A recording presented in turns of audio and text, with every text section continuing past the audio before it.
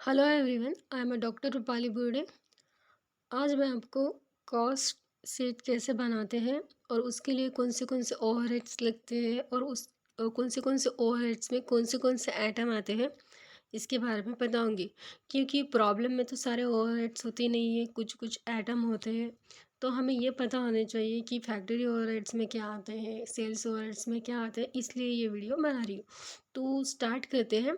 पहला है factory overheads, जिसे हम production overheads, work overheads, factory on cost या फिर मैन्युफैक्चरिंग ओवरहेड्स ऐसे भी बोलते हैं। तो इसमें फर्स्ट आइटम आता है फैक्ट्री टूर एंड स्पेयर्स। ये अगर आए तो ये हमें फैक्ट्री ओवरहेड्स में लिखना है। सेकेंड है फैक्ट्री लाइटिंग। थर्ड है फैक्ट्री सुपरविज़न। फोर्थ है फैक्ट्री का रेंट, रेट एंड टैक्सेस। उसके बाद है फिफ्थ ड्रॉइंग ऑफिस सैलरी, ये भी फैक्ट्री ओवरहेड्स में आता है। उसके बाद है हॉलेज। उसके बाद है स्टोर रूम एक्सपेंसेस, जो हमने स्टोर रूम बनाया उसके लिए जो एक्सपेंसेस होता है ये भी उसी में आता है। एट है स्टोर कीपर सैलरीज। इसके स्टोर कीपर स्टोर होता है, उसे संभालने के लिए हमें किसी को रखना पड़ता है, उसकी सैलरी देनी पड़ती है। ये भी हमारा फैक्ट्री ओवरहेड्स में आता है। नाइन्थ है लूज टूल रिटर्न ऑफ। उसके बाद है 10 अनप्रोडक्टिव वेजेस या फिर इनडायरेक्ट वेजेस।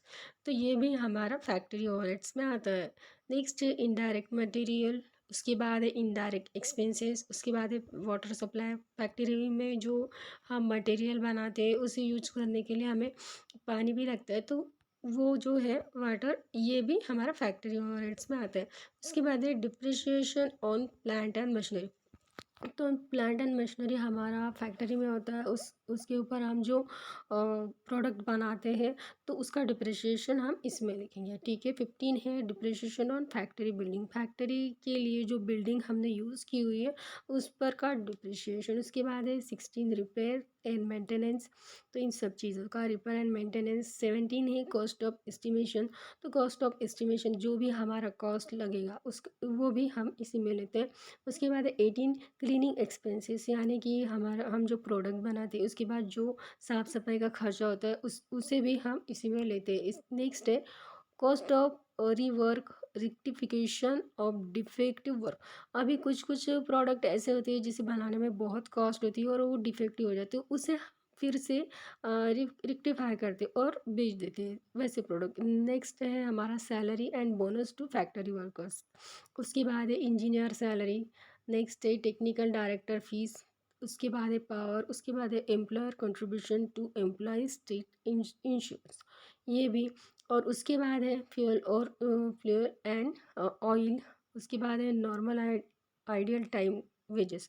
जैसे कि इसका कॉन्सेप्ट अगर मैं बोलूँ तो जैसे कि हम अगर किसी फैक्ट्री में काम करते हैं तो उसमें कोई मज़दूर चाय पीता है, टिफ़िन खाता है, तो ये उसका जो टाइम है, टाइम, तो ये भी हमें इसमें लेना है। ठीक है। मतलब वर्किंग आवर्स 7 हुए और 8 तास की जॉब है और 7 आवर्स ही उसने जॉब किया और 1 घंटा उसने चाय पीने के लिए या फिर कुछ खाना खाने के लिए भी लगा, तो ये भी उसका भी खर्चा उसमें लगेगा। ठीक है। 27 है कॉस्ट ऑफ ट्रेनिंग वर्कर्स। तो आपको कुछ ट्रेनिंग भी देनी पड़ती है जो कि आपकी प्रोडक्शन के अकॉर्डिंग होती है, तो वो उसका भी खर्चा। उसके बाद है एक्सपेंसेस ऑफ ट्रेन रन, तो ये भी इसी में आएगा। नेक्स्ट इसके बाद है office and administration, sorry office and administrative overheads, जिसे जनरल ओवरहेड्स या ऑफिस ऑन कॉस्ट भी बोलते हैं। तो इसमें कौन सा खर्चा आता है? डिप्रिशिएशन और ऑफिस इक्विपमेंट। सेकेंड है डिप्रिशिएशन और ऑफिस बिल्डिंग। देखिए उसमें फैक्ट्री बिल्डिंग लिखा था, इसमें ऑफिस ऑफिस लिखा हुआ है। उसके बाद है थर्ड डिप्रिशिएशन ऑन फर्नीचर। उसके बाद है staff salary, counting house salary. उसके बाद है अकाउंटेंट ऑडिटर की salary, telephone expenses, legal expenses, manager salary, postage and telegram, bank charges, miscellaneous office expenses, salary to MD, office rent, salary to staff, travelling expenses of employ and director. उसके बाद है office lighting. उसके बाद है contribution to P F. उसके बाद है estimate expenses. Next हमारे पास है सेलिंग एंड डिस्ट्रीब्यूशन और जिसे सेलिंग ऑन कॉस्ट भी बोलते हैं। तो इसमें कौन से खर्चे आएंगे? फर्स्ट है कैरिज आउटवर्ड, उसके बाद है एडवर्टाइजमेंट। तो ये सारे सेलिंग से रिलेटेड होंगे, क्योंकि कैरिज आउटवर्ड यानी कि हमें सेलिंग करने के लिए कौन सा खर्चा लगता है, एडवर्टाइज करनी पड़ती है। उसके बाद है सेल्समैन कमीशन सैलरी, हमें सेल्स को बढ़ाने के लिए सेल्समैन को कमीशन देना पड़ता है, उसे सैलरी देनी पड़ती है वो। उसके बाद है ट्रैवलिंग एक्सपेंसेस ऑफ सेल्समैन, उसे कहीं जाने के आने जाने के लिए पैसे देने पड़ेंगे। वो free gift sample to customer, जैसे कि आपने कोई प्रोडक्ट बनाया हो लेकिन किसी को पता नहीं है, तो आप फ्री में कुछ गिफ्ट छोटे छोटे सैशे बना के गिफ्ट देती। जैसे कि हमें पहले एरियल वालों ने एरियल का प्रोडक्ट निकाला था, तो एक छोटा 5 रुपए वाला या शैम्पू की पुड़ी जितनी आती है उतना पाउच फ्री में गिफ्ट दिया दिया था, तो वो। उसके बाद है रॉयल्टी ऑन सेल्स, उसके बाद है डिलीवरी वैन एक्सपेंसेस, उसके बाद है डिप्रिसिएशन ऑन डिलीवरी वैन, उसके बाद है expenses for participant in industrial exhibition.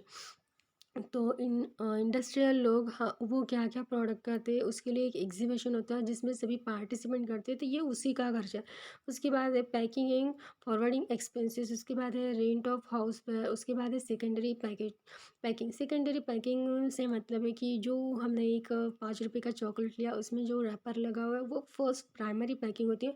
लेकिन बहुत सारे चॉकलेट बनाकर हम बहुत बड़े डिब्बे में, जैसे कि दिवाली में हमारी वो कैडबरी की पूरी बड़े पैक वाली ऐड आती है, तो ये लोडिंग के लिए होता है, तो उसे बोलते हैं सेकेंडरी पैकेज, यानी छोटे छोटे जो चॉकलेट्स होते हैं वो एक बहुत बड़े डिब्बे में पैक करना। उसके बाद है शोरूम एक्सपेंसेस, उसके बाद है आफ्टर सेल सर्विस एक्सपेंसेस। तो कोई आपने कार ली, कार के बाद आपको वो बोलता है कि 3 या 4 सर्विसिंग आपको फ्री है, तो जो कि ये पैसा आपसे वो पहले ही ले लेता है, और इसलिए वो आपको फ्री बताता है, तो इसे बोलते हैं आफ्टर सेल्स सर्विसिंग एक्सपेंसेस। उसके बाद है डेमोस्ट्रेशन। तो किसी फॉर एग्जांपल अगर आपने कोई प्यूरीफायर लिया लेकिन आपको पता नहीं, या फिर कोई मशीन लिया, या कोई रोटी मेकर लिया, आपको पता नहीं, तो फिर आपको डेमो दिखाया जाता है, उसे बोलते हैं डेमोस्ट्रेशन। उसके बाद है cost of catalogue and price list. तो किस फॉर एग्जांपल आपको कोई किचन बनाना है, मॉड्यूलर किचन, तो उसका एक कैटलॉग होती है, कौन से किचन बनाने के लिए आपको कितना पैसा लगेगा, या फिर आपको ये ऐसा सेटअप करने के लिए कितना पैसा लगेगा, वो उससे। उसके बाद है वेयर हाउस रेंट, उसके बाद है warehouse staff salaries. Warehouse rent यानी कि आप जो भी बनाते प्रोडक्ट उसे रखने के लिए कुछ जगह जिसकी आप रेंट देते हैं, फिर वहाँ पे कोई स्टाफ रखते हैं निगरानी के लिए, उसकी सैलरी। वेयर हाउस इंश्योरेंस, अगर कोई आग वगैरह लगे या फिर चोरी हो जाए तो उसके लिए उसका इंश्योरेंस बनाना वगैरह, ये सारे सेलिंग और डिस्ट्रीब्यूशन ओवरहेड्स में आते हैं।